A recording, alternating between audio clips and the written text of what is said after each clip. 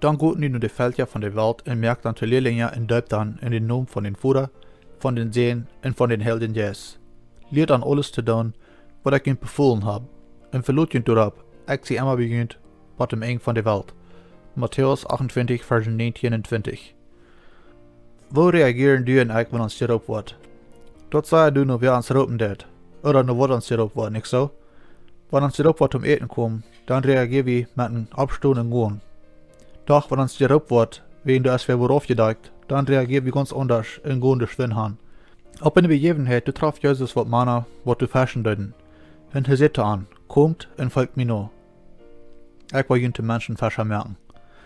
Jezus hat von der datzelfde aangebod für die en für mij. Volg wie allemaal nu? Dort wird entscheidend nicht einmal leeg sein, wenn wir uns die Missionsarbeit übernehmen dann.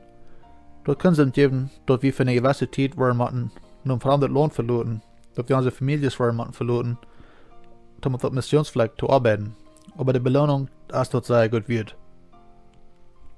Und wir sollten einmal reut sein, die Menschen, die auf die Mission gehen, lieber in Seen mitgeben und für ein Tüte sein, so gut als möglich, in der Stehend in Stein für den Weichrollen. Einige sind geroept om riet gaan en anderen zijn geroept om thuis blijven en ihre Arbeit te doen. De vrouw is, zijn wie willens te gaan.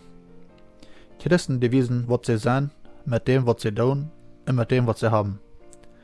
Gottes Segen und hab wieder einen gesehenen schönen Tag.